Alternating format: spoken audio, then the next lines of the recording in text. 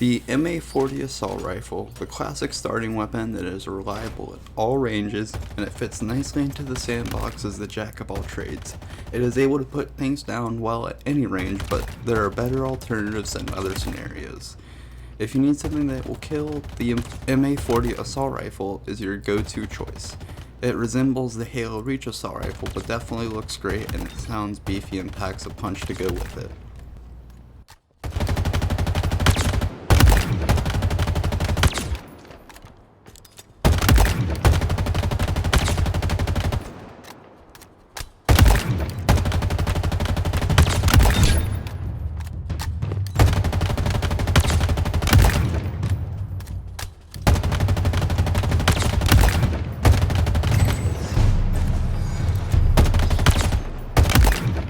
The battle rifle, while no longer a starting weapon, is definitely a gun to seek out in games.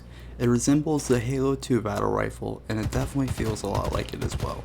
It has some pretty strong bullet magnetism, even at longer ranges, and will definitely beat an assault rifle at longer ranges. But like the assault rifle, it is a solid jack of trades, but it doesn't feel like it overlaps in the weapon sandbox.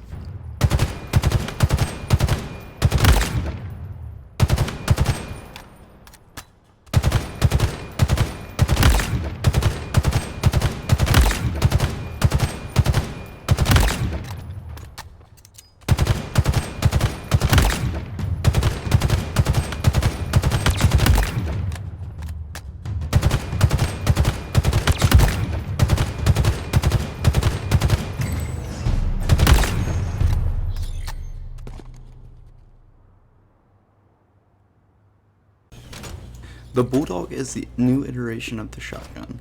It is full auto if you hold down your fire button, which I noticed being able to get more kills with knowing this. I still don't like it over the older version of the shotgun, and it definitely takes more than one shot to kill unlike previous versions besides Halo 2. I'd like to see a buff come to this weapon before release, but outside of that, the gun feels great and it sounds beefy, and I'd love to use it on maybe the Flood if it's in the game? Maybe? Who knows?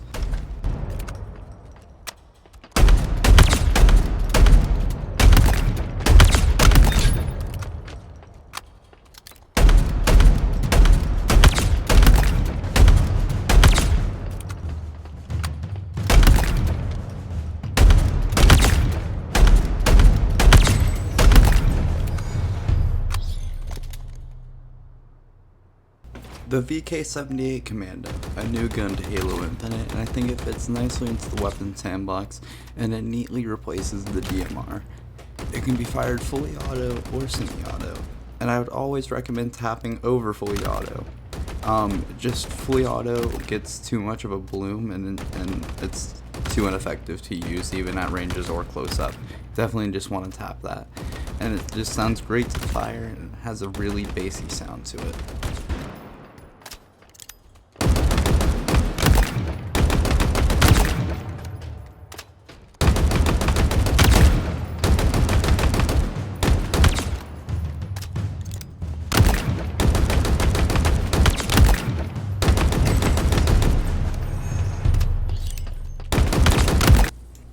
The HEATWAVE are the biggest disappointment in Infinite. The gun itself and its animations and the sounds are all fantastic, don't get me wrong, but the gun does such pitiful damage. It needs a massive buff. I don't feel like any of the shotguns at close range should ever take more than one shot to kill someone, especially if you're in their face, but both shotguns do this and it's really frustrating and it makes me not want to use them. But with the HEATWAVE, it remembered to right click or use the alternate fire, so it'll turn into a vertical spread, and it'll make it much better to try to kill people.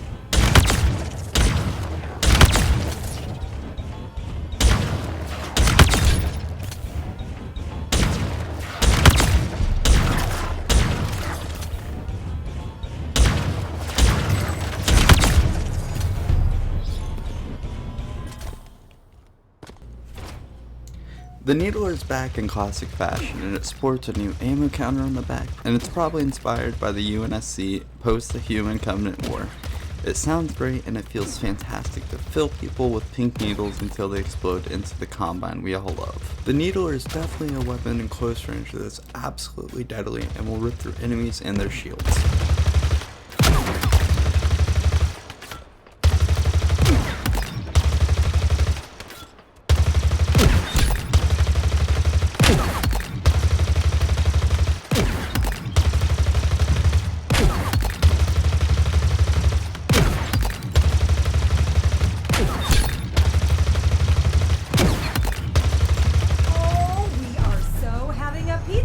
When we're done. The plasma pistol returns sporting its Halo 5 look, which I personally don't like too much. It returns, as it always has been, a utility weapon to strip shields to make it easier for you to headshot people. It still isn't good at killing people either, so don't use it. This gameplay should show you that pretty much, case in point.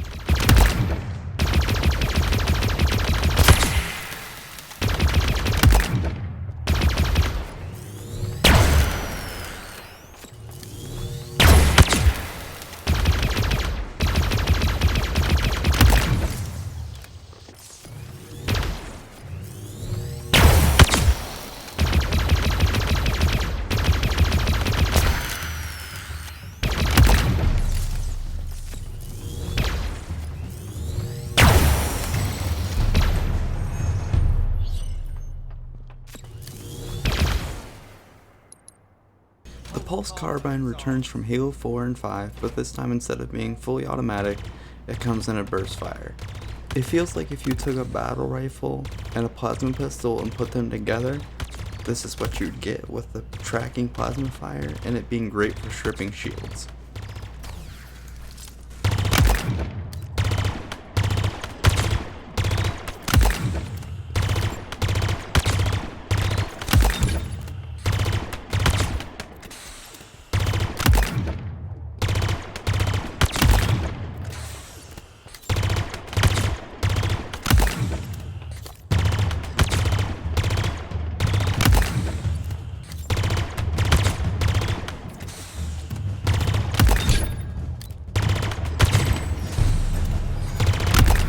The Ravenger is a 3-round burst forerunner weapon that has an alt fire that puts fire down on the floor or wherever it lands and will do damage while you're in it.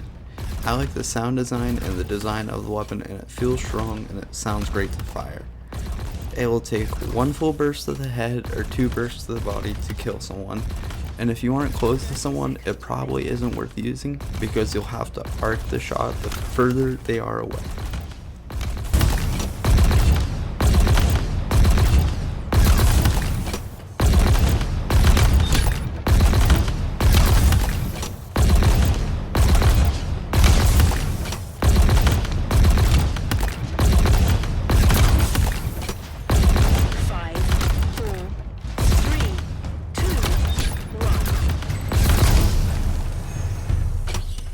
Jun himself would be impressed. Halo Infinite's rocket launcher comes back in classic and iconic form, completely trashing and getting rid of the ugly Halo 5 design, and we return to classic fashion with the iconic spanker design. It comes with 4 rockets, 2 rockets to fire, 2 in the reserves, and as you would expect, it is great for getting a group of enemies or thrower vehicles. They seem to have increased the splash damage, and I noticed that I was able to kill people behind cover that I had fired at. I really like that they had brought back the classic design, and I look forward to using it.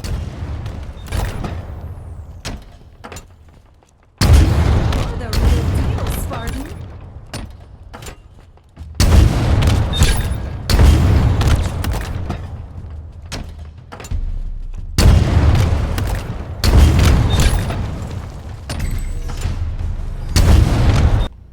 The Sidekick returns to the Halo 2 design of the pistol, but does it retain the terrible damage?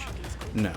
The Sidekick feels very similar place to the Halo 5 pistol. It definitely isn't as strong or could be considered a main weapon, but with a quick swap time and quick sprint to fire time, it is a reliable sidearm to finish off enemies in a pinch.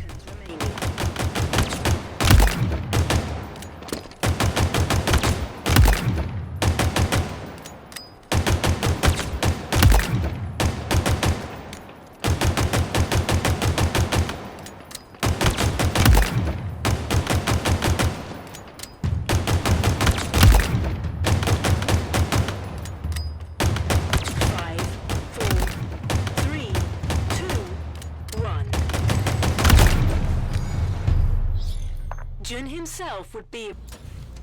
The Skewer is definitely one of the most punishing guns if you do not have good aim. A one-shot one kill with only one shot in the chamber makes this a high risk, high reward gun. If you have more than one enemy, or you just don't have the best aim, I would highly recommend against using this weapon, purely because of how niche it is. Maybe if it does good damage against vehicles, but only being one shot just seems too risky to even pick up.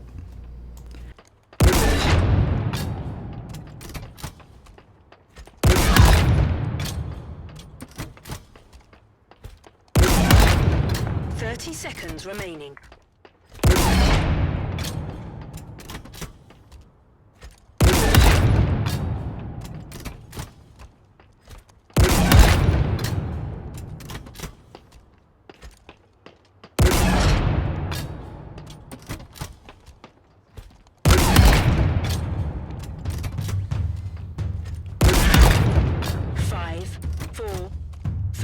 The sniper design taking heavy inspiration from the Halo Reach sniper. It plays just like it has in the previous iterations with 4 shots in the mag and 4 shots in the reserve. 2 shots to kill people to the body and 1 to the head. It feels incredibly smooth and has a good feeling when shooting. It has great sound design and a bassy shot. 30 seconds remaining.